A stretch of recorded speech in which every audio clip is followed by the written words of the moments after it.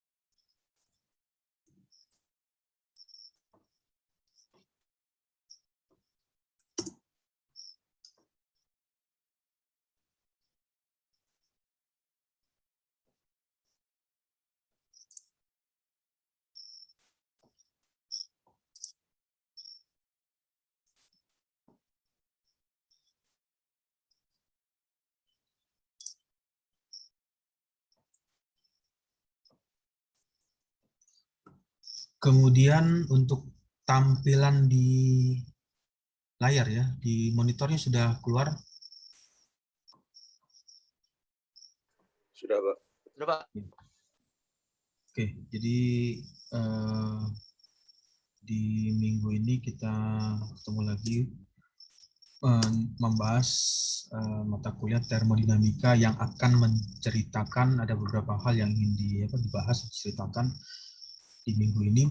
Yang pertama adalah membahas mengenai proses mixing atau proses pencampuran. Jadi pada saat campuran antara udara dengan bahan bakar maupun bahan bakar dicampur dengan udara, ketika itu dilakukan proses pencampuran akan menghasilkan nilai termal atau nilai pembakaran yang nantinya menghasilkan temperatur. Nah, dalam hal ini kita melihat dalam perspektif termodinamikanya untuk bagian ini. Jadi bagaimana proses campuran yang menimbulkan reaksi, kemudian ada juga campuran yang bereaksi atau campuran yang tidak bereaksi. Lalu dari proses pencampuran tersebut umumnya menghasilkan beberapa parameter baru lagi. Jadi seperti parameter nilai kelembaban, kemudian ada parameter berapa persentase udara yang dimiliki dari proses campuran tersebut.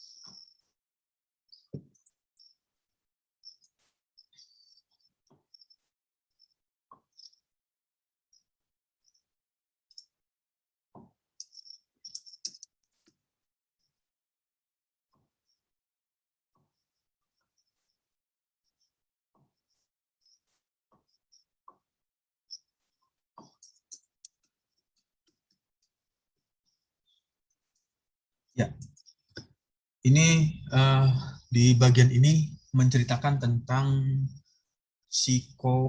psikometrik ya. Jadi kalau pernah membahas atau pernah membaca atau pernah membuka buku termodinamika, jadi nanti buka saja di buku termodinamik, ada bab yang namanya menceritakan tentang psikometrik. Jadi apa itu psikometrik? Jadi psikometrik itu adalah bidang yang mempelajari tentang bagaimana menentukan sifat fisik, sifat-sifat fisis dan termodinamika suatu gas yang di dalamnya terdapat campuran. Jadi yang diperhatikan di sini adalah campuran antara nilai gas dengan uap. Jadi ada fase gas dan fase uap. Lalu di bagian berikutnya adalah contoh dari hal ini. Contohnya berfungsi untuk menentukan sifat-sifat dari campuran udara. Jadi udara tersebut ketika dilakukan pencampuran, bagaimana sifatnya. Nah, itu yang nanti dikarakterisasi secara termodinamiknya. Kemudian inilah merupakan sifat-sifat ya yang tadi disebutkan mengenai campuran. Jadi pada saat campuran tersebut masuk kategori campuran tak bereaksi, jadi sifat-sifatnya itu adalah yang pertama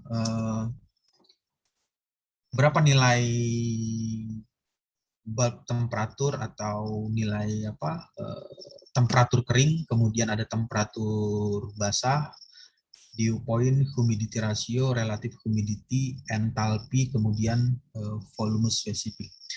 Ini adalah hal-hal yang sering kali dilakukan analisa untuk bidang bagian termodinamikanya. Jadi pada saat Anda melakukan suatu kajian atau suatu riset atau suatu penelitian, seringkali menemukan istilah-istilah seperti ini. Jadi ada istilah dry bulk temperatur, wet bulk temperatur, dew point, humidity ratio, relative humidity, enthalpy, serta volume spesifik. Nah, ini merupakan hal-hal yang penting dilakukan untuk menganalisa secara termodinamik. Kemudian nanti di slide berikutnya kita akan menceritakan atau membahas apa saja yang dimaksud dengan sifat-sifat tersebut. Seperti ini, dry bulk temperatur atau yang biasa disingkat DBT ya, D besar, B besar, T besar. Jadi dry bulk temperatur, suhu yang ditunjukkan dengan termometer bulb, biasa dengan bulb keadaan kering. Lalu satuan yang digunakan umumnya itu biasanya ya di alat ukur tersebut adalah dalam satuan Celsius, kemudian Kelvin, Fahrenheit. Jadi tergantung satuan apa yang ingin digunakan. Nah, kalau masalah satuan itu masalah pengkonversian. Jadi pada saat melakukan pengukuran atau pengambilan data, misalkan satuan yang digunakan adalah masalah satuan Celsius. Nanti pada saat penghitungan ya bisa saja dikonversikan ke satuan Fahrenheit atau satuan Kelvin. Lalu bagaimana bentuk dari model alat ukur tersebutnya? Ini adalah model umum atau model sederhananya seperti ini dari alat ukur yang digunakan untuk mengukur DBT, dry bulk temperatur. Jadi kalau pernah memperhatikan atau melihat alat ini alat ini banyak sekali dijual ya di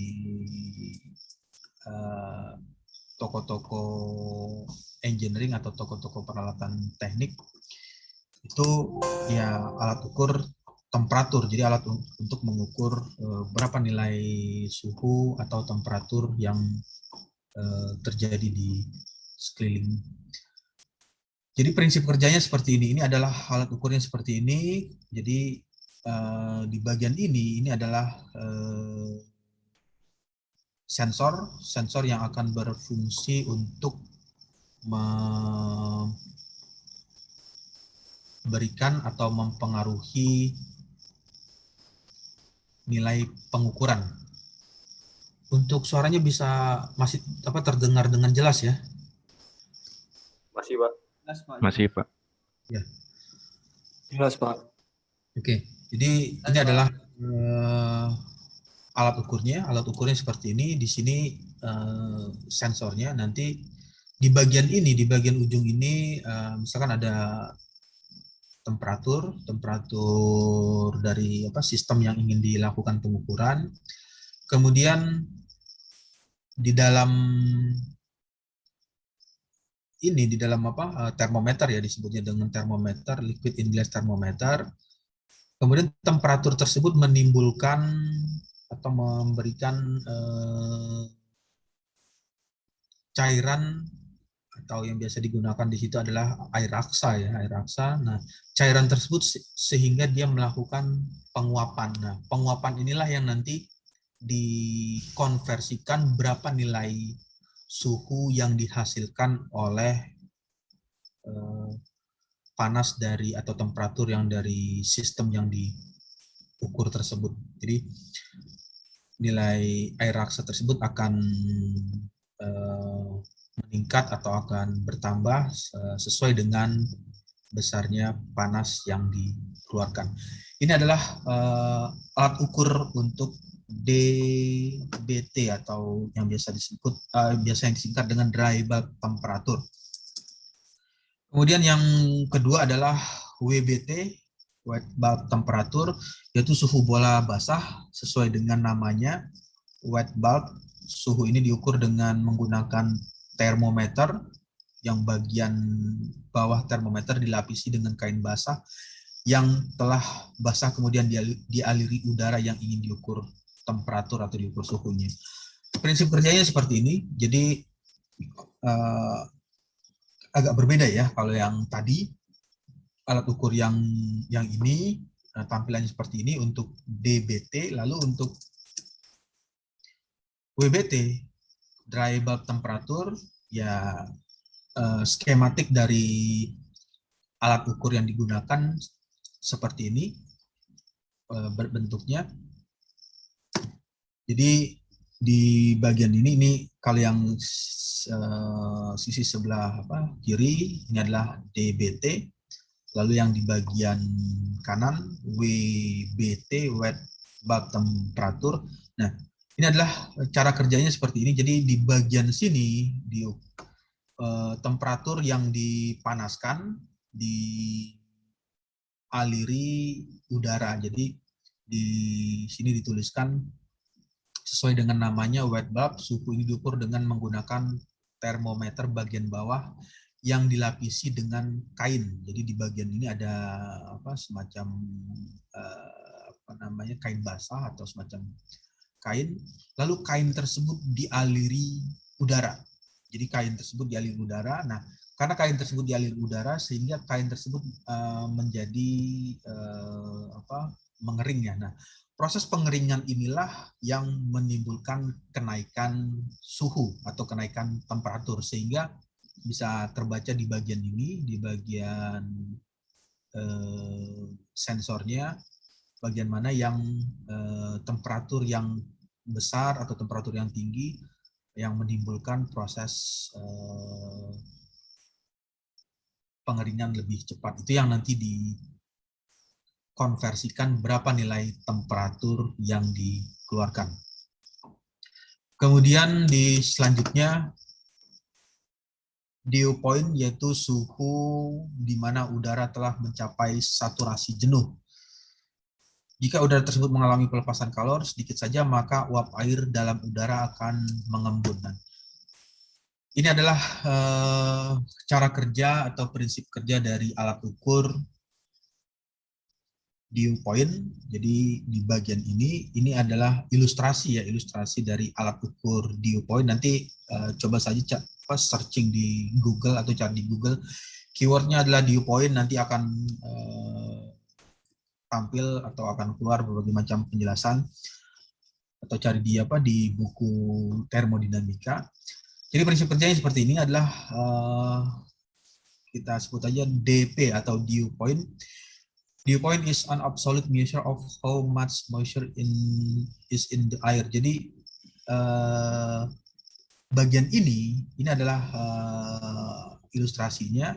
Ini pada saat temperatur 55 dalam satuan Fahrenheit, temperatur 55 derajat Fahrenheit, kemudian temperatur 75 derajat Fahrenheit, lalu temperatur 95 derajat Fahrenheit, tetapi nilai RH-nya sama. Nilai RH-nya sama, 50%, 50%, 50%, tapi yang berbeda adalah nilai dew point-nya.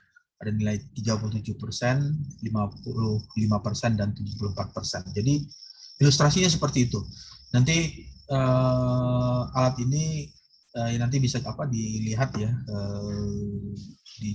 dicari lebih detailnya atau lebih lengkapnya di internet atau di Google atau cari di YouTube bagaimana cara kerja dari alat tersebut, ya itu bisa dieksplor lebih jauh lagi. Kemudian nilai HR atau humidity ratio yang biasa disingkat dengan HR atau dituliskan dengan nilai W, humidity ratio, yaitu ukuran massa uap air yang ada dalam satu satuan udara kering dengan satuan SI atau satuan internasional, yaitu di dalam satuannya itu digunakan gram per kilogram. Ini merupakan hal yang sering kali ditemukan ya pada saat Anda melakukan analisa terhadap suatu sistem. Berapa nilai humidity atau berapa nilai rasio kelembapan dari sistem tersebut. Sebagai contoh, ini ada grafik dari engineering toolbox ya. Ini pada temperatur yang ditampilkan di sini dari range temperatur 0 derajat Celcius, 0 derajat sampai 30 derajat Celcius dengan humidity rasio humidity nilainya seperti ini, 0,005, 0,01, kemudian yang paling sampai nilai 0,03 ya, kalau paling atas yang diambil sampai 30 derajat. Di sini kita bisa mengetahui berapa nilai humidity-nya pada temperatur, misalkan pada temperatur untuk temperatur 20 derajat Celcius. Jadi kalau pada temperatur 20 derajat Celcius nanti bisa ditarik 20 derajat Celcius, berarti nilai humidity untuk sistem tersebut, untuk bagian yang ingin dilakukan analisa, nilainya adalah 0,015 kilogram per kilogram, atau dalam satuan internasionalnya gram per kilogram. Kemudian RH, relative humidity. Jadi kalau pernah Anda menggunakan alat ukur atau membaca dari alat ukur yang dipergunakan untuk mengukur kelembapan, kalau biasanya digunakan di ruangan ber-AC ya, atau di ruangan tertentu ada namanya alat ukur RH untuk mengukur berapa nilai kelembapan yang dihasilkan atau nilai uap udara, uap yang menghasilkan kelembapan yang bersirkulasi bersamaan dengan udara tersebut. Alat ukurnya seperti ini. Ini adalah namanya alat ukur untuk mengukur RH ya, relative humidity.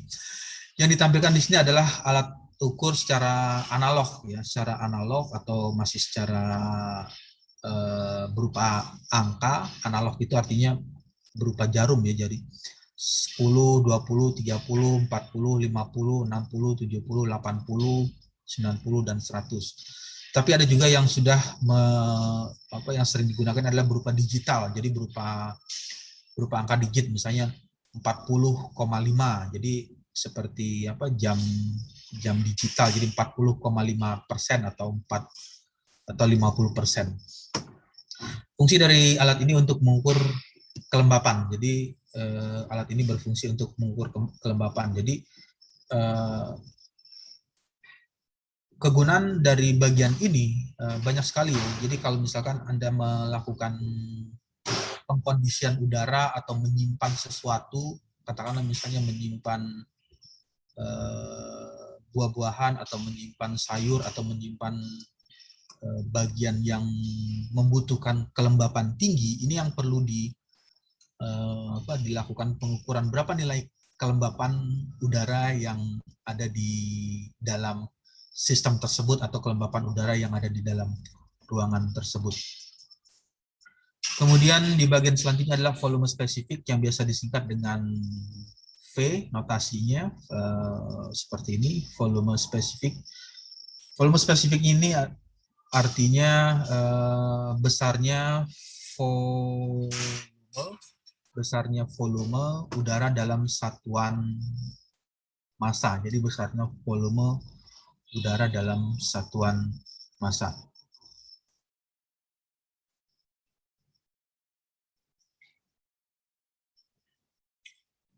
Oke, baik, sampai sini ada pertanyaan dulu.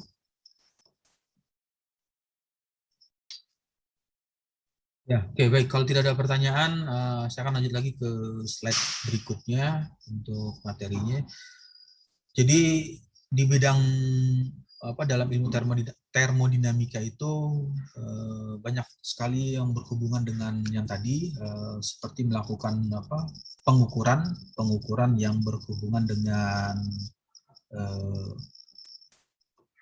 dry bulk temperatur atau biasa disebut WBT, DP, humidity ratio, relative humidity, enthalpy, kemudian ada volume spesifik.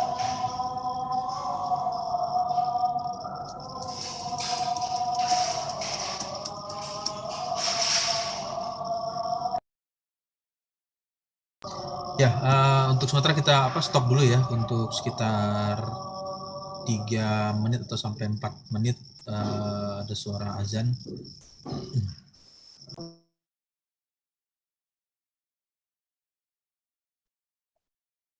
RH atau relative humidity itu untuk mengetahui berapa nilai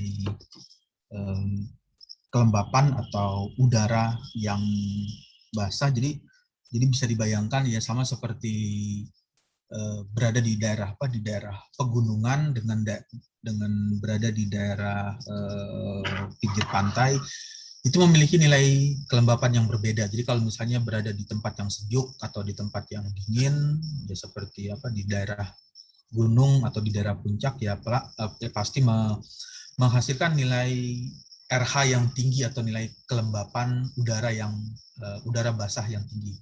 Beda halnya ketika berada di daerah yang panas atau di daerah yang kering, ya nilai RH-nya akan lebih rendah. Ini adalah alat ukur untuk mengukur kelembapan, ya fungsinya banyak sekali kegunaannya, ya digunakan untuk menyimpan atau mengatur sesuatu atau meletakkan sesuatu yang membutuhkan nilai kelembapan yang tinggi, seperti menyimpan, kalau di dalam kulkas itu ada mesin pendingin ya di dalam ruangan atau di dalam tempat penyimpanan, ya bisa digunakan untuk menyimpan buah atau menyimpan sayur. Nah, bagian inilah yang merupakan hal yang berguna untuk mengetahui berapa nilai kelembapan yang diperlukan. Lalu di bagian selanjutnya, nilai VS atau volume spesifik yang biasa disingkat dengan V, itu besarnya volume udara dalam satuan massa, SI, dalam satuannya meter pangkat 3 per kilogram. Kemudian entalpi yaitu banyaknya kalor atau energi yang ada dalam udara setiap satuan massa. Jadi berapa banyaknya panas, yang diartikan di sini adalah energi energi kalornya yang terkandung atau yang ada di dalam udara. Jadi di dalam udara itu pada saat udara tersebut mengalir atau pada saat udara tersebut berhembus, ada energi kalor atau ada energi panas yang ikut mengalir atau ikut dipindahkan bersamaan dalam udara tersebut. Kemudian entalpi ini merupakan jumlah total energi yang ada dalam udara tersebut, baik dari udara maupun uap air yang terkandung di dalamnya. Lalu pada saat membaca yang nilai-nilai tadi ada nilai H, kemudian nilai WBT, kemudian nilai RH, V, DBT, kemudian ada nilai W yang tadi ditampilkan. Ini bisa dilihat, ini adalah nilai RH, kemudian nilai W, humidity ratio dengan simbolnya adalah W, lalu di bagian selanjutnya ada WBT, kemudian DBT. Ini ketika dijelaskan dalam bentuk grafik atau bentuk tampilan gambar grafik, tampilannya seperti ini. Ini adalah arti dari grafik tersebut. Jadi kalau membuka buku termodinamika ya, nanti yang e-book tersebut ya buka saja di buku termodinamika di bagian halaman appendix, halaman lampiran, itu nanti akan menemukan grafik psikrometrik. Nama grafiknya itu adalah grafik psikrometrik. Tampilannya seperti ini. Untuk garis-garis yang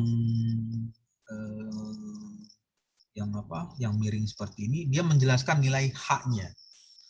Lalu untuk yang bagian lengkungan, di sini ada bagian yang melengkung, itu artinya menjelaskan berapa nilai RH. Kemudian untuk bagian yang horizontal, dia menjelaskan nilai DBT.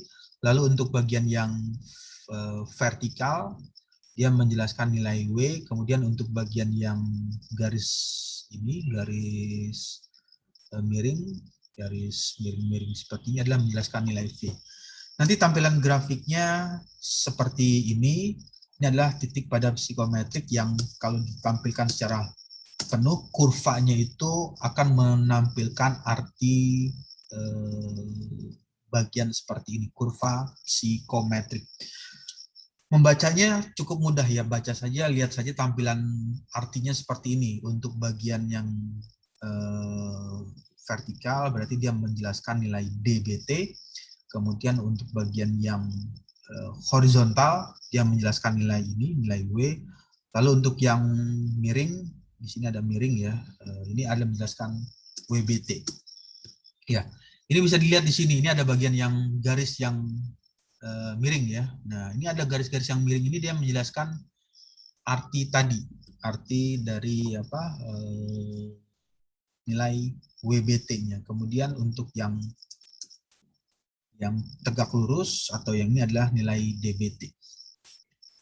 Nah, jadi grafik ini satu grafik ya, tapi satu grafik memberikan banyak arti atau memberikan banyak kegunaan atau fungsi, sehingga bisa diartikan atau bisa dipergunakan dengan menggunakan satu grafik ini. Banyak parameter atau nilai yang bisa diketahui secara bersamaan. Jadi bisa mengetahui nilai DBT, bisa mengetahui nilai V, volume spesifik, kemudian bisa mengetahui nilai W, kemudian nilai WBT, nilai H, dan terakhir nilai RH. Jadi 1, 2, 3, 4, 5, 6. Jadi ada 6 arti atau 6 nilai yang bisa diketahui secara bersamaan dengan membaca atau melihat kurva psikometrik. Oke, baik, sampai sini ada pertanyaan dulu.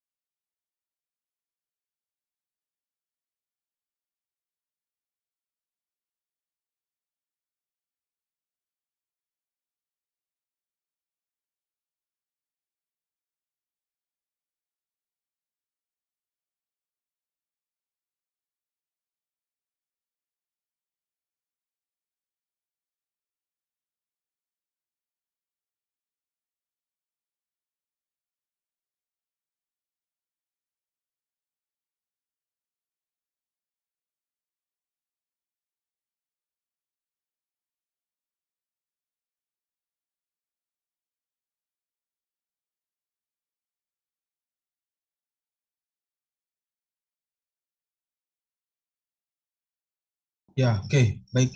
Jika tidak ada pertanyaan, suaranya bisa jelas ya, terdengar ya. Jelas, Pak. Jelas, Pak. Kemudian untuk tampilannya sudah keluar di layar. Sudah, Pak. Ya, jadi yang tadi itu menceritakan campuran tak bereaksi. Kenapa dikatakan campuran tak bereaksi? Ya karena hanya udara yang menghasilkan panas atau menghasilkan temperatur saja atau mengeluarkan kelembapan ya, tidak ada unsur zat-zat yang berbeda atau zat-zat yang lain. Kemudian di bagian selanjutnya adalah campuran yang bereaksi secara reaksi kimia. Nah, di bagian ini dikatakan bereaksi secara reaksi kimia, artinya bisa saja antara campuran udara dengan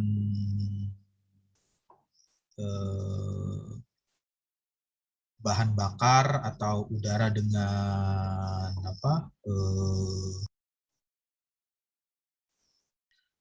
dengan udara dengan bahan bakar. Jadi udara dengan bahan bakar itu seringkali menjadi hal perhatian ya di bidang termodinamika. Kenapa hal itu menjadi perlu diperhatikan? Karena pada saat terjadinya proses combustion atau proses pembakaran yang intinya yang akhirnya nanti akan mengeluarkan temperatur, akan menimbulkan kenaikan suhu, atau akan juga meningkatkan volume yang dari proses pembakaran tersebut, sehingga perlu diketahui berapa jumlah atau berapa nilai persentase udara, kemudian berapa nilai persentase bahan bakar yang dibutuhkan untuk proses pembakaran tersebut. Di bagian ini yang dimaksud dengan proses campuran bereaksi ya tadi adalah proses pembakaran atau proses yang terjadi di bahan bakar yang bercampur dengan udara. Lalu apa yang menjadi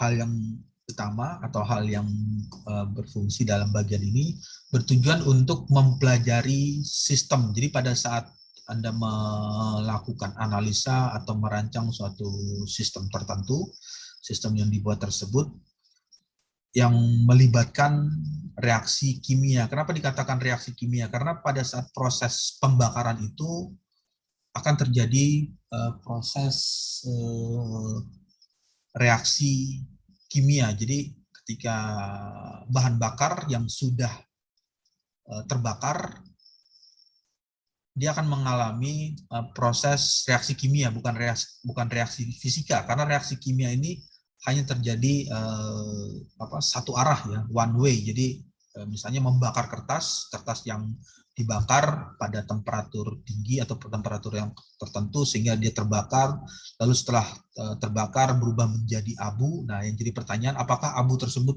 bisa dikembalikan lagi menjadi kertas?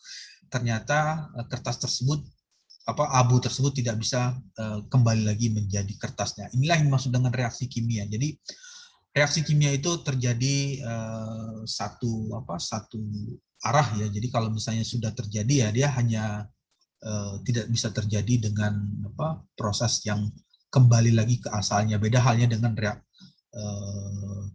proses reaksi fisika. Jadi kalau misalkan memanaskan lilin atau memanaskan atau mendinginkan atau membekukan air atau banyu, air dibekukan pada temperatur 0 derajat Celcius, ya dia akan beku pada temperatur titik beku. Tapi ketika dinginnya tersebut dihilangkan, 0 derajat Celciusnya dihilangkan, maka air tersebut akan berubah, batu es atau es batu tersebut akan berubah kembali menjadi cairan atau berubah menjadi cair. Nah, itulah reaksi fisika. Kalau di reaksi kimia itu hanya terjadi satu arah. Jadi apabila sudah terbakar, apabila sudah terjadi reaksi tersebut, maka tidak akan kembali lagi ke kondisi awal atau kondisi pertamanya. Inilah fungsinya atau tujuannya berfungsi untuk mempelajari sistem yang melibatkan reaksi kimia. Karena ini seringkali atau banyak sekali terjadi atau banyak sekali dilakukan di bidang engineering ya, di mechanical engineering ya, seperti Anda ingin menganalisa bagaimana proses ICE, internal combustion engine atau motor pembakaran dalam, yang proses pembakarannya itu menggunakan bahan bakar bisa bahan bakar cair seperti bensin atau solar. Nah, itu adalah proses pembakaran yang terjadi secara kimia. Lalu di bagian selanjutnya tujuannya adalah untuk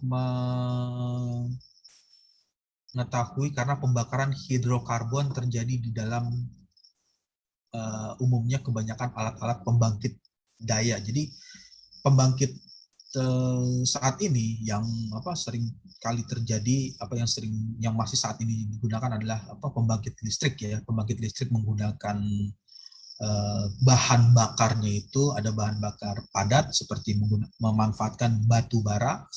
Itu banyak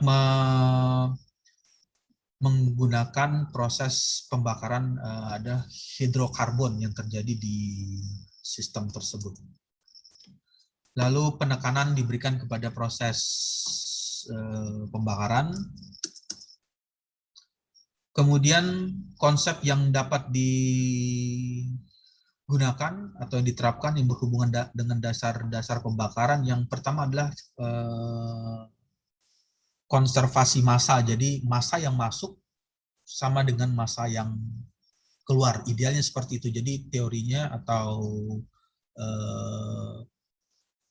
yang dikatakan pembakaran sempurna, jadi bahan bakar atau dikatakan proses pembakaran sempurna itu jika bahan bakar atau material yang terbakar itu semuanya habis terbakar. Jadi massa bahan bakar yang masuk akan sama dengan massa bahan bakar yang terbuang. Jadi tidak ada bahan bakar yang tersisa. Itu adalah menggunakan ini hukum konservasi massa atau hukum keseimbangan massanya. Kemudian konservasi energi yang masuk, jadi energi yang keluar diasumsikan seperti itu. Jadi berapa besarnya energi yang dihabiskan, nanti akan berapa juga besar energi yang dikeluarkan. Lalu teori dari hukum kedua termodinamika. Hukum kedua termodinamika ini berhubungan dengan penerapan bagaimana proses pembakaran yang terjadi. Ya, lalu bagaimana dengan dasar-dasar pembakaran? Jadi dasar-dasar dari proses combustion atau proses pembakaran tersebut. Yang pertama adalah pada saat terjadi pembakaran kimia. Kenapa dikatakan kimia? Karena bahan bakar tersebut adalah rumusnya adalah selalu menggunakan rumus kimia. Jadi segala sesuatu itu pasti ada rumus kimianya, seperti air. Air itu adalah H2O. H2O itu adalah rumus kimia. Yang misalkan udara itu ada campuran nitrogen, kemudian ada campuran oksigen.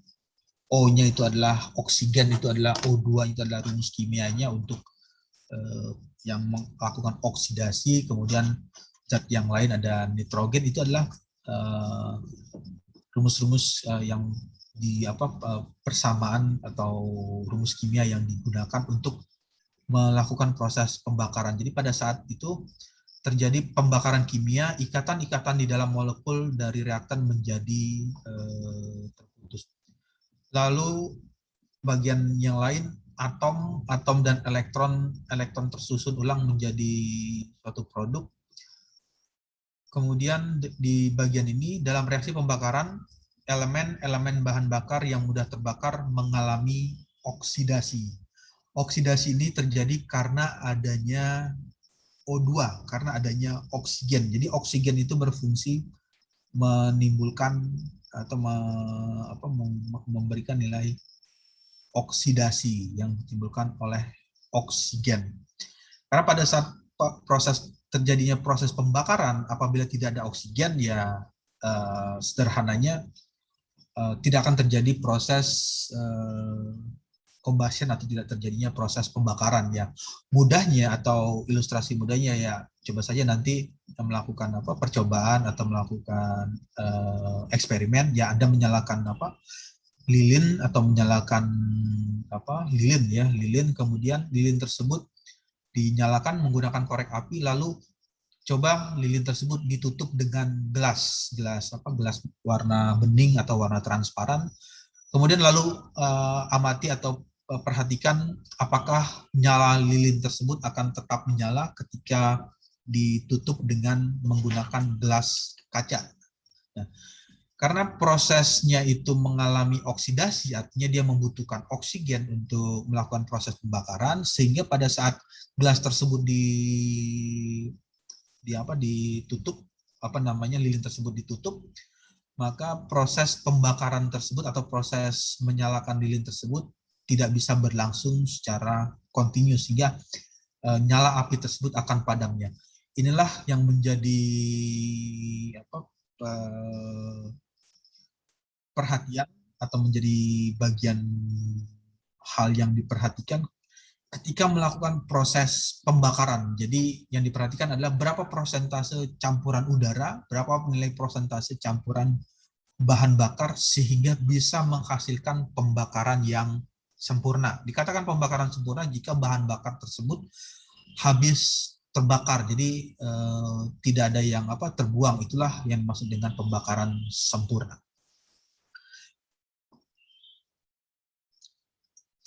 Oke, baik, sampai sini ada pertanyaan dulu atau ada yang ingin ditanyakan?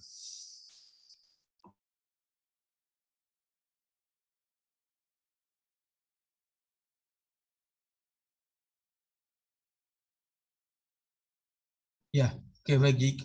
Jika tidak ada pertanyaan, saya akan masuk lagi ke slide berikutnya. Jadi seperti itu untuk proses pembakaran itu membutuhkan oksigen untuk melakukan proses combustion-nya. Yang berikutnya adalah di bagian ini ada tiga unsur ya, atau tiga elemen kimia utama, dikatakan tiga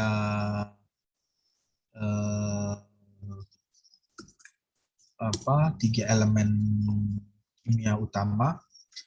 Nanti di bagian ini adalah hal yang menjadi perhatian juga, karena elemen-elemen ini cukup berpengaruh atau mempengaruhi dari proses pembakaran tersebut. Yang pertama adalah elemen kimia yang mudah terbakar di dalam bahan bakar yang paling umum atau yang paling sering ditemukan. Yang pertama adalah karbon. Di mana karbon itu berada? Karbon itu adalah kalau dalam rumus kimianya itu adalah C, nilai C, karbon ya. Karbon ini adalah unsur kimia atau elemen kimia yang mudah untuk dibakar. Jadi material yang memiliki unsur karbonnya lebih tinggi, nilai C-nya atau nilai karbonnya lebih tinggi, itu adalah material atau bahan yang mudah terbakar ketika digunakan. Lalu hidrogen, gas hidrogen adalah gas yang mudah terbakar. Jadi gas hidrogen itu kan kalau dituliskan H2O ya untuk air ya, H2O, air kan H2O. Jadi ada sekarang yang teknologi itu coba mengolah atau mengkonversikan bahan bakarnya itu menggunakan air. Jadi air itu kan kalau dibuka di rumus pelajaran kimia, H2O. H2O itu adalah air. Nah, ketika H2O-nya itu diurai, dipisahkan, air tersebut uh, air itu adalah H2O, H-nya diambil, hidrogennya diambil, kemudian O-nya dipisahkan, maka bisa dimanfaatkan nilai hidrogennya untuk dijadikan bahan bakar. Karena banyak sekali riset atau penelitian atau teknologi-teknologi yang sudah mengembangkan ya, mengimprove bagaimana memanfaatkan bahan bakar atau sumber yang dibakarnya itu menggunakan medianya adalah air atau menggunakan water. Karena kalau saat ini yang di era saat ini yang masih banyak digunakan itu adalah bahan bakar yang berasal dari fosil, dari barang tambang seperti bensin, solar, kemudian premium, pertamax, kemudian batu bara, itu merupakan barang-barang tambang. Tapi kalau air atau H2O itu banyak sekali sumbernya, bisa diambil dari air tanah atau dari air hujan atau dari air laut, bahkan bisa digunakan. Jadi banyak sekali ada yang sudah mencoba untuk melakukan mengembangkan ya riset ya mengenai masalah pemanfaatan teknologi yang menggunakan bahan bakar air, ya itu hanya menunggu waktu saja ya, nanti ketika bahan bakar fosil sudah hilang atau sudah berkurang, ya nanti teknologi itu akan muncul dengan banyak diproduksi secara massal. Lalu yang ketiga adalah belerang, atau biasa dituliskan dalam sebutannya sulfur. Sulfur itu artinya belerang. Kalau belerang ini adalah material yang mudah terbakar ya. Kalau diperhatikan ya seperti apa belerang, ya lihat saja korek api yang kayu ya, bukan korek api seperti korek gas atau korek menggunakan gas cair atau gas uap. Tapi lihat aja korek api kayu, korek api yang di ujungnya ada semacam pentul, atau itu adalah belerang atau sulfur. Nah, sulfur atau belerang ini mudah sekali terbakar jika mengalami gesekan. Jadi pada saat korek tersebut digesek hanya dalam satu gerakan, sehingga menimbulkan gesekan tersebut menghasilkan panas tersebut menimbulkan proses pembakaran. Nah, ini adalah 3 elemen utama yang material atau bahan yang mudah terbakar. Ada karbon, kemudian hidrogen, lalu yang ketiga adalah belerang. Tetapi di bagian lain, sulfur biasanya merupakan kontribusi atau memberikan pengaruh yang relatif tidak penting dalam melepaskan energi. Jadi sulfur ini selain mudah terbakar, tetapi juga dia memberikan hal yang kurang baik. Yang pertama, dalam bagian ini menimbulkan problem yang signifikan karena bisa menyebabkan polusi atau korosi yang ditimbulkan oleh sulfur. Jadi sulfur ketika bahan bakar atau sistem yang menggunakan bahan bakarnya itu adalah belerang, nanti diperkirakan atau dimungkinkan bisa menyebabkan peningkatan korosi atau pengikisan dari sistem tersebut. Jadi kalau sistem tersebut terbuat dari materialnya adalah logam atau material dari benda yang padat atau benda yang solid, ya dia akan menyebabkan pengikisan yang ditimbulkan oleh belerang tersebut. Oke, sampai sini ada pertanyaan dulu atau ada yang ingin ditanyakan?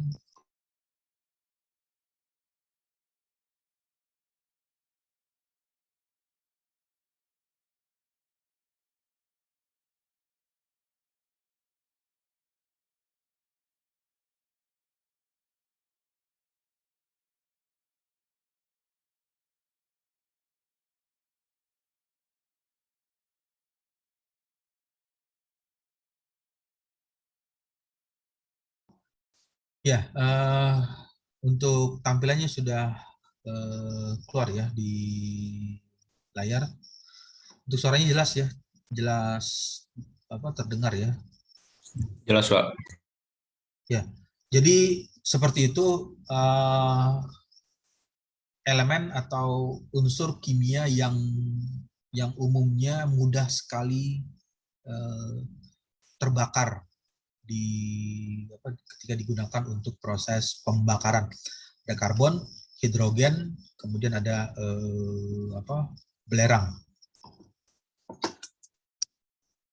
Lalu di bagian lainnya adalah pembakaran sempurna. Nah, ini adalah kalau pernah mendengar istilah pembakaran sempurna, ada pembakaran tak sempurna. Di bagian ini yang dimaksud dengan pembakaran sempurna, ini adalah pembakaran sempurna dalam kurung dituntaskan, artinya ketika semua karbon itu artinya salah satu ya, misalnya unsur kimia atau elemen kimia yang digunakan itu adalah karbon. Jadi karbon tersebut ketika dilakukan pembakaran, ketika semua karbon yang terkandung di dalam bahan bakar telah habis terbakar, jadi karbon tersebut habis semua. Jadi tidak ada sisa lagi, dan outputnya ketika terjadi proses pembakaran atau terjadi proses combustion menghasilkan CO2, karbon CO2, karbon dioksida. Kalau CO karbon dioksida, dia menghasilkan karbon dioksida. Inilah yang dimaksud dengan pembakaran sempurna. Jadi pembakaran sempurna itu ketika semua karbon yang terkandung di dalam bahan bakar telah habis terbakar menjadi karbon dioksida. Atau sama juga dengan ini misalnya hidrogen. Jadi hidrogen juga sama seperti itu. Ketika pembakaran dikatakan sempurna, ketika semua hidrogen atau gas hidrogen yang terkandung di dalam bahan bakar telah habis terbakar menjadi H2O. Jadi semua hidrogen, kalau yang digunakan itu adalah hidrogen, nanti dari hasil pembakarannya itu dia menjadi H2O. Nah, ini yang cukup menarik lakukan pengembangan untuk melakukan riset. Jadi proses pembakarannya itu tidak lagi menimbulkan polusi. Kalau yang selama ini kan dari proses pembakaran yang menggunakan bahan bakar minyak bensin premium, Pertamax atau Pertalite atau solar, itu mengeluarkan polusi gas buang di knalpotnya, itu memberikan pengaruh terhadap kenaikan temperatur atau mempengaruhi suhu di lingkungan sekitar dari kendaraan tersebut. Tapi kalau sudah menggunakan teknologi ini ya dia hanya bahkan mengeluarkan uap, bisa juga mengeluarkan uap air atau mengeluarkan tetesan air. Nah, ini yang menjadikan proses pembakaran tersebut menjadi sempurna jika hidrogen tersebut habis terbakar dan ketika terjadi proses pembakaran dia mengeluarkan air atau H2O. Kemudian untuk sulfur atau belerang dikatakan pembakaran sempurna jika semua sulfur atau belerang telah habis terbakar. Jadi sulfur atau belerang itu pada saat dilakukan pembakaran habis terbakar menjadi sulfur dioksida atau nilai seperti ini, sulfur dioksida. Jadi pada saat proses pembakaran belerang tersebut terbakar sempurna dan menghasilkan sulfur dioksida. Dan semua elemen-elemen yang mudah terbakar lainnya telah teroksidasi. Jadi jika saja misalkan di bagian elemen ini adalah elemen kimia utama ya, misalkan di bagian ini berapa persen nilainya itu karbon ya, misalkan yang digunakan adalah karbon, tetapi bersama dengan karbon tersebut ada unsur lain. Misalkan ada unsur nilai logam yang lain, misalkan nilai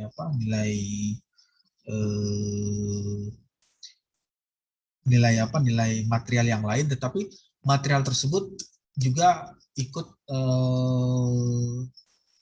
teroksidasi. Jadi semua elemen-elemen tersebut yang mudah terbakar lainnya telah teroksidasi atau ikut terbakar bersamaan dengan bahan yang mudah terbakar tersebut. Nah, itulah yang dimaksud dengan proses pembakaran secara sempurna. Dikatakan sempurna artinya bahan bakar yang dibakar habis terbakar semuanya, dan outputnya ya kalau untuk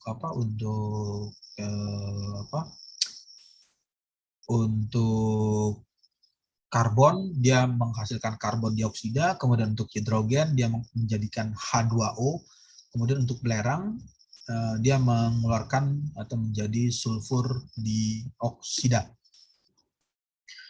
Jika kondisi ini tidak terpenuhi, nah lalu kebalikan, jika atau apabila kondisi-kondisi tersebut tidak terpenuhi, maka pembakaran dikategorikan ke dalam pembakaran tidak sempurna atau pembakaran tak sempurna atau pembakaran dalam kurung tidak tuntas. Artinya ada bahan bakar yang tidak habis terbakar. Itulah yang dimaksud dengan pembakaran tak sempurna atau pembakaran tidak sempurna.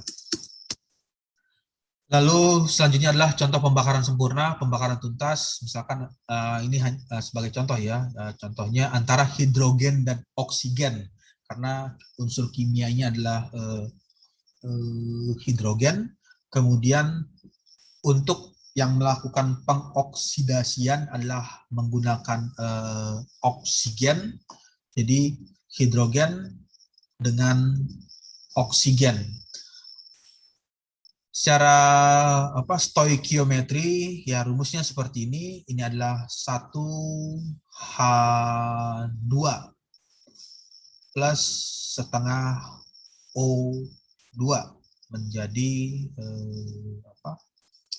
1H2O. Ini adalah reaksi keseimbangan reaksi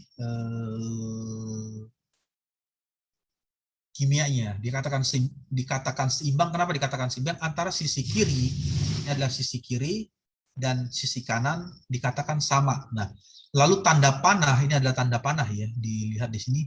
Arah panahnya memberikan arti satu panah, satu garis. Jadi satu garis inilah yang dimaksud dengan reaksi kimia. Jadi reaksi kimia itu seperti ini. Jadi dijadikan seperti ini. Dikatakan seimbang, 1H2, hidrogennya ada 2 untuk sisi kiri. Ini adalah sisi kiri ya. Sebagai pembatasnya adalah tanda panah. Jadi tanda panahnya adalah pembatas. Pembatasnya ini adalah pembatas. Ini adalah sisi kiri dan ini adalah sisi kanan. Untuk hidrogennya ada 2 nilainya. 1 dikali 2, ini sama ya, 1 dikali dengan 2. Untuk sisi kanan juga sama, 1 dikali dengan 2, ya 1 dikali 2. Lalu untuk oksigen, setengah dikali 2, setengah dikali 2, setengah dikali 2 nilainya adalah 1. Jadi oksigennya adalah 1. Sama juga dengan yang sisi kanan juga 1. 1 ini adalah 1, kemudian yang ini di sini karena ini tidak ada simbol, jadi diasumsikan 1, dianggapnya 1. 1 dikali 1 ya nilainya adalah 1. Jadi sama ya antara yang kirinya oksigennya 1, kemudian yang sisi kanannya oksigennya juga bernilai 1. Dalam kasus ini yang menjadi reaktan itu adalah hidrogen. Ini yang reaktannya itu adalah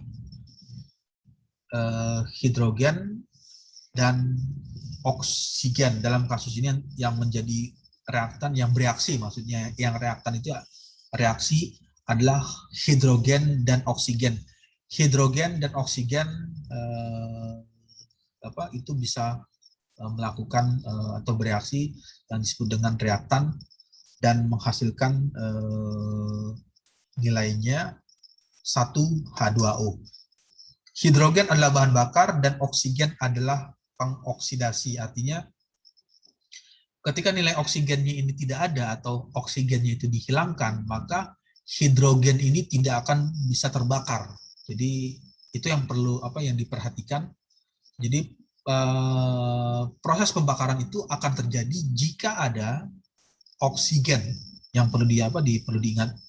Pembakaran atau proses combustion akan terjadi apabila ada O2 atau ada oksigennya. Jadi kalau oksigennya tidak keluar atau tidak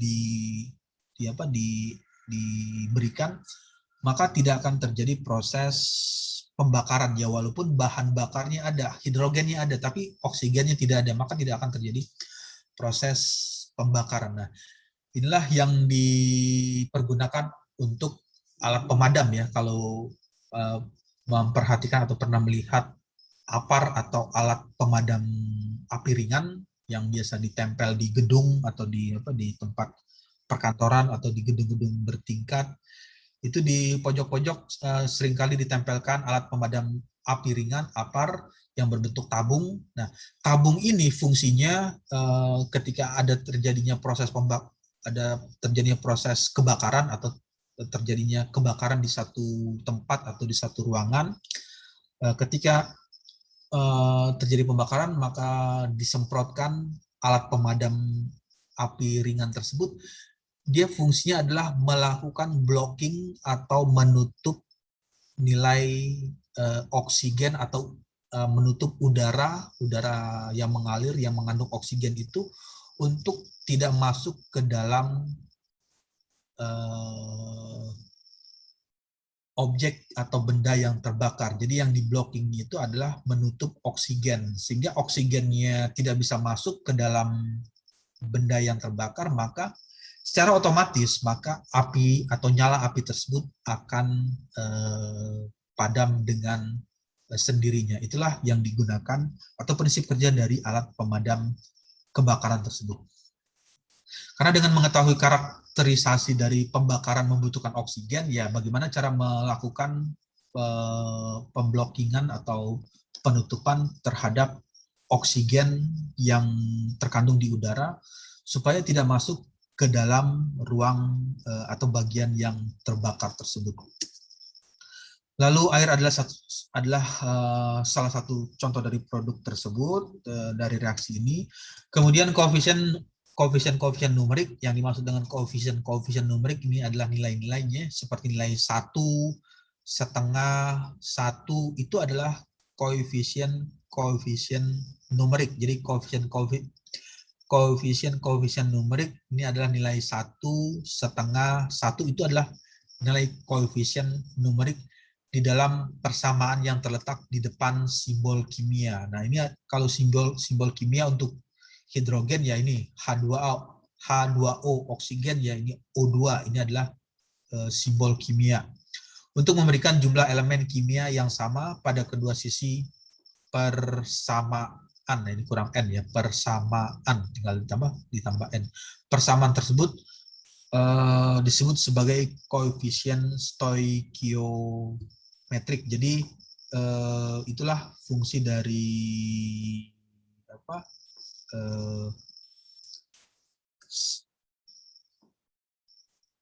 persamaan stoikiometrik yang bisa dipergunakan untuk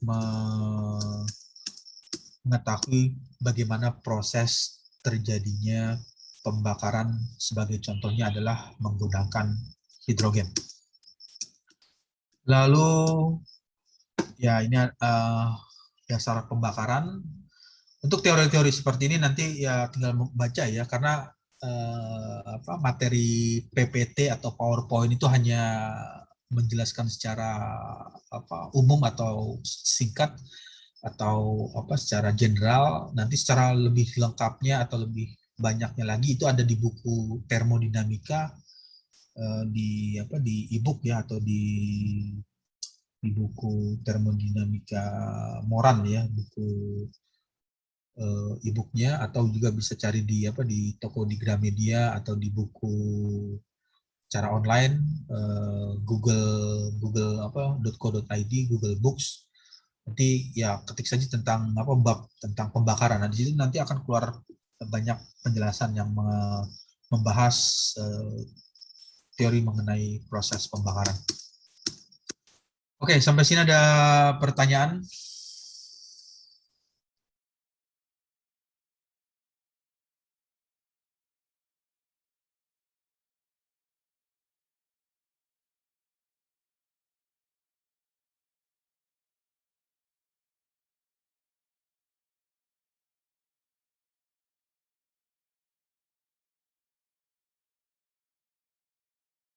Ya, oke. Jadi jika tidak ada pertanyaan, saya akan lanjut lagi ke slide selanjutnya ya, slide berikutnya.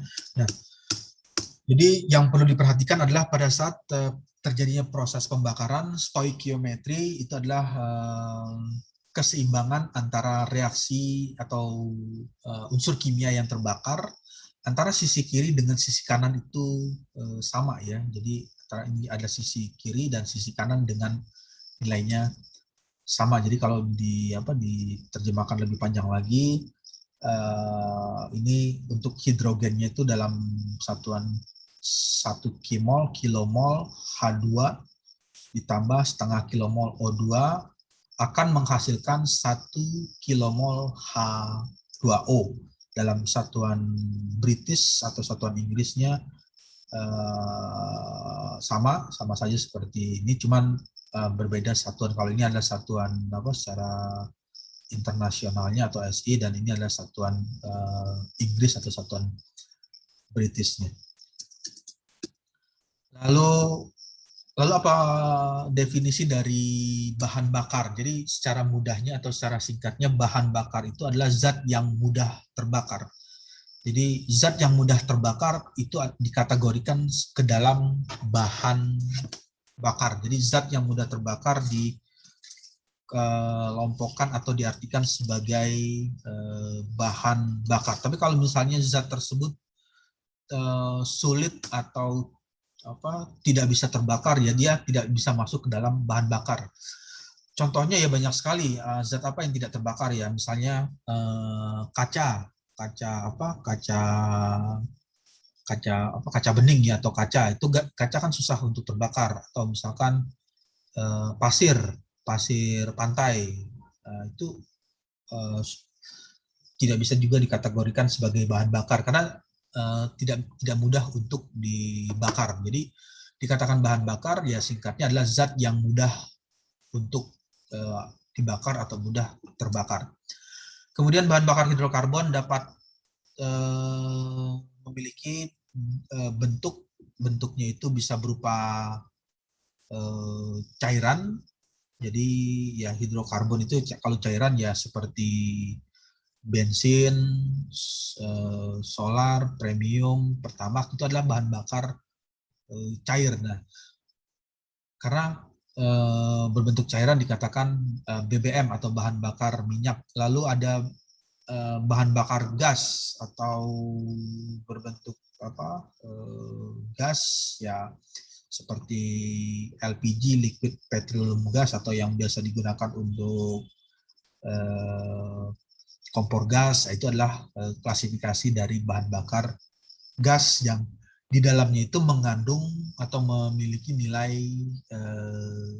karbon. Jadi karbon tersebut bisa dalam bentuk cairan, berbentuk cair, kemudian bisa juga dalam bentuk gas, dan juga karbon tersebut bisa dalam bentuk padat. Nah, dalam bentuk padat ini ya contohnya seperti batu bara. Batu bara itu banyak sekali mengandung atau memiliki unsur karbon, sehingga walaupun wujudnya atau fasenya berbentuk padat atau berbentuk solid, ya karena dia mengandung karbon atau nilai C, maka bahan tersebut mudah untuk dilakukan pembakaran. Kemudian bahan bakar hidrokarbon cair umumnya diperoleh atau didapatkan dari minyak mentah melalui proses distilisasi. Distilisasi itu artinya proses penyaringan yang awalnya dari crude oil atau minyak mentah. Minyak mentah ini belum bisa langsung dipergunakan, masih perlu diolah atau didistilasi lagi, nanti dibagi-bagi lagi, nanti dari minyak mentah tersebut nanti bisa dijadikan, misalkan ini mau digunakan untuk menjadi bahan bakar nilai oktannya berapa, misalnya untuk premium, bahan bakar premium atau pertalite atau untuk pertamax, atau dijadikan minyak tanah, atau digunakan atau dijadikan untuk bahan bakar untuk pesawat, seperti bahan bakar pesawat terbang, itu juga bisa diperoleh dari minyak mentah. Sebagai contohnya yang tadi ada bensin, solar, minyak tanah, dan berbagai jenis bahan bakar minyak lainnya. Itu adalah bahan bakar yang dilakukan distilasi menggunakan proses penyulingan sehingga menghasilkan berbagai macam varian bahan bakar. Jadi ada varian bahan bakar model bensin, solar, minyak tanah, dan lain sebagainya. Lalu di bagian lain, bahan bakar cair merupakan campuran dari hidrokarbon dengan komposisi yang biasanya diberikan dalam bentuk fraksi massa. Nah, ini adalah yang sering kali ditemukan ya untuk bahan bakar untuk memudahkan perhitungan seperti bensin ya. Jadi kalau ada bensin seringkali dimodelkan sebagai oktan. Nah, ini adalah oktan number. Jadi berapa besar nilai oktan number dari bensin tersebut. Bensin banyak sekali variannya atau variasinya. Ada bensin tipe premium ya, kalau misalnya kalau yang dulu itu masih ada premium, sekarang ada yang dijual di pom bensin itu ada pertalite. Kalau premium itu udah dianggapnya sudah nilai oktannya udah terlalu rendah, jadi ada pertalite, kemudian ada pertamax. Nah, pertamax juga nanti ada dibagi-bagi lagi, ada berapa nilai oktan numbernya. Lalu untuk solar dengan rumus kimianya C12H26. Jadi C ini adalah simbol karbon sesuai dengan unsur kimianya tadi. Material yang mudah terbakar itu adalah C, karbon, kemudian hidrogen. Jadi di bensin ketika dikarakterisasi atau dipelajari atau dilakukan pengukuran, unsur kimia yang dikandung dari bensin tersebut adalah nilai karbon dan hidrogen. Kemudian untuk solar, nilai yang terkandung adalah karbon dan hidrogen. Jadi seperti itu. Lalu bahan bakar hidrokarbon berbentuk gas diperoleh dari sumur-sumur gas alam atau diproduksi melalui proses kimia tertentu. Kemudian gas alam umumnya terdiri dari beberapa hidrokarbon yang berbeda, terutama diantaranya adalah metan CH4 atau biasa ditulis dengan gas alam, umumnya terdiri dari beberapa hidrokarbon yang ditulis dengan nama metan CH4. Kemudian komposisi dari bahan bakar gas biasanya diberikan di dalam bentuk fraksi mol. Lalu bahan bakar hidrokarbon dalam bentuk cair maupun gas dapat disintesis. Sintesis itu artinya bisa bahan bakar dalam bentuk cair maupun gas dapat disintesis dari batu bara, oil shale, pasir ter. Jadi untuk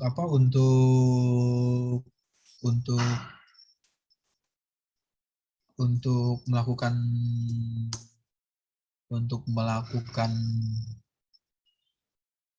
atau membuat hidrokarbon dalam bentuk cair, itu dalam bentuk cair maupun gas dapat diperoleh dari sumber batu bara, kemudian atau dari oil shale atau dari pasir ter ya, yang jenisnya ini pasir khusus ya, bukan pasir seperti pasir pantai ya, itu lain lagi. Jadi ada pasir yang mengandung nilai pasir ter itu bisa disintesis atau bisa disintesis itu artinya dibuat atau diolah sehingga memiliki nilai hidrokarbon. Jadi hidrokarbon itu ya nilai hidrogen dan karbon dalam bentuk fase cair maupun gas.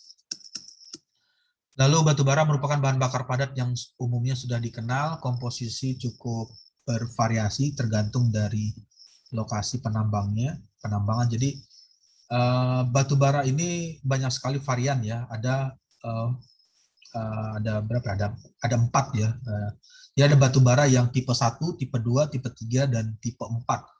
Dan batu bara ini memiliki fungsi yang berbeda-beda. Misalkan untuk tipe 1 digunakan hanya untuk memanaskan atau menghasilkan pembakaran pada temperatur lebih rendah. Kemudian untuk tipe 2 untuk temperatur agak tinggi, kemudian tipe 3 untuk temperatur yang tinggi, dan tipe 4 untuk temperatur yang sangat tinggi. Bahkan bisa digunakan untuk karena dia bisa menghasilkan temperatur dari hasil pembakaran itu bisa menghasilkan temperatur sampai 700 derajat Celcius, bahkan bisa digunakan untuk melakukan peleburan logam. Jadi kalau misalkan Anda nanti melakukan PKL atau kerja praktek di KS ya, di Krakatau Steel. Di Krakatau Steel itu ada namanya proses furnace atau proses peleburan biji besi. Nah, bagaimana proses itu terjadi? Ya, dia menggunakan bahan bakar batu bara. Nah, bahan batu bara ini dibakar pada temperatur yang tinggi, high temperatur, sehingga menghasilkan nilai temperatur yang besar yang bisa melelehkan logam yang berupa padat, bisa mencair, meleleh seperti cairan atau seperti air, sehingga karena dia sudah meleleh berupa cairan atau lelehan logam tersebut bisa diolah atau bisa dibentuk menjadi bentuk atau menjadi model tertentu yang diinginkan. Jadi kalau misalnya ingin membentuk bagian tertentu atau membentuk membentuk lempengan atau membentuk balok, ya tinggal dimasukkan ke dalam cetakan. Nah, itulah yang dilakukan dengan proses pembakaran dengan menggunakan batu bara yang memiliki pembakaran yang nilainya temperaturnya tinggi. Lalu bagian lain untuk perhitungan pembakaran, komposisi batu bara biasanya diekspresikan sebagai analisis pokok. Nah, analisis pokoknya itu seperti apa? Analisis pokoknya memberikan komposisi yang diklasifikasikan dalam bentuk basis massa. Massa dalam bentuk jumlah relatif elemen kimia seperti karbon, sulfur. Jadi batu bara itu berapa nilai persentase karbon yang dikandung oleh batu bara, berapa nilai persentase karbonnya, kemudian berapa nilai persentase sulfur, lalu berapa nilai persentase hidrogen, lalu berapa persentase nitrogen, oksigen, serta abu yang dikandung oleh batu bara tersebut. Oke, baik, sampai sini ada pertanyaan dulu.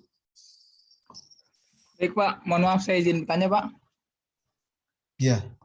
Ya, tadi mengenai yang oktan Pak, bahan bakar. Nah itu saya masih bingung Pak, oktan itu ngaruhnya kemana Pak? Saya pernah dengar ada yang bilang ngaruh ke pembakaran lebih baik, tapi pas diuji coba untuk penyambaran api itu lebih cepat malah yang premium Pak. Nah itu saya bingung, apa yang benar itu yang bagaimana gitu penjelasannya?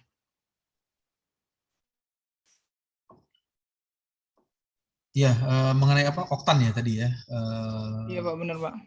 Oktan yang ini ya, oktan number kan kalau biasa di Di pom bensin biasanya ada belakangnya 92 gitu Pak. Ya, Nah, Ya. oktan number ini untuk bensin seringkali dimodelkan sebagai oktan number. Nah, untuk oktan numbernya itu dia semakin tinggi nilai oktannya, oktan numbernya itu, maka dia semakin cepat untuk reaksi pembakarannya. Jadi kalau misalnya oktannya lebih lebih rendah, dia proses pembakarannya akan lebih lama untuk panasnya. Nah, bensin itu kan banyak di variannya ya. Ada bensin kalau di pom bensin itu kan, kalau yang dulu ada premium ya, ada premium, kemudian ada Pertalite, kemudian ada Pertamax ya.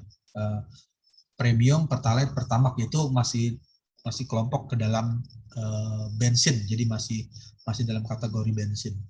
Cuman di bagian ini antara premium, Pertalite dengan Pertamax itu beda dalam hal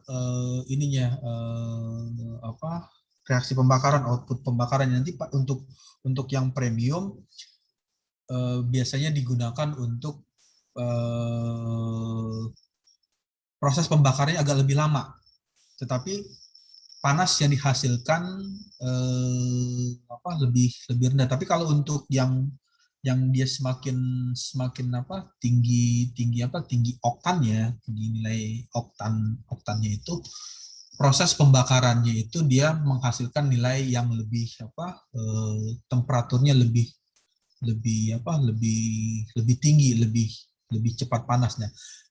Karena dia menghasilkan nilai suhu yang lebih tinggi, high temperatur, dari panasnya juga lebih tinggi, dari oktan number yang tinggi tersebut, maka memberikan pengaruh terhadap pengembangan volume. Jadi kalau dilihat di ruang bakar dari motor bakar bensin, jadi karena temperaturnya tinggi, jadi volume yang mengembang itu lebih cepat dan lebih mudah berkembang karena suhunya lebih mudah, temperaturnya lebih tinggi, sehingga dia lebih cepat mengembang. Lalu efeknya adalah memberikan daya atau tenaga yang menjadi lebih kuat terhadap daya dorong dari proses pembakaran tersebut. Ya. Nanti coba aja dibandingkan atau dilihat pengaruhnya. Misalkan kendaraan atau motor ya, atau motor bensin ya, kendaraan roda 2 atau roda 4. Nanti coba saja dilakukan percobaan, misalkan tapi dengan syarat ya, bahan motor tersebut harus jangan dicampur, misalnya campuran antara misalnya premium 50%, Pertamax 20%, terus 30%-nya Pertalite. Nah, itu udah campur-campur. Tapi kalau ingin mengetahui pengaruh dari bensin tersebut, misalkan bensin dengan premium, jadi tangki kendaraan bermotor tersebut diisi dengan premium full, 100% premium. Nanti setelah habis diganti dengan Pertalite, nanti setelah habis diganti dengan Pertamax. Lalu coba dibandingkan tenaga mana yang lebih kuat ketika melakukan dalam hal ini misalnya melakukan akselerasi atau memberikan daya dorong terhadap kendaraan tersebut. Nah, itulah fungsi dari oktan number-nya. Jadi dia semakin tinggi nilai oktan number-nya itu, dia memberikan pengaruh terhadap proses pembakarannya menjadi lebih cepat. Dengan pembakaran lebih cepat menghasilkan temperatur yang tinggi, yang lebih cepat lagi, temperaturnya cepat, sehingga memberikan pengembangan volume yang lebih sepersekian detik lebih cepat lagi, yang mampu memberikan daya dorong lebih kuat ketika melakukan akselerasi. Itu fungsi dari ininya, dari apa? Dari octane number tersebut. Ya, ada lagi pertanyaan?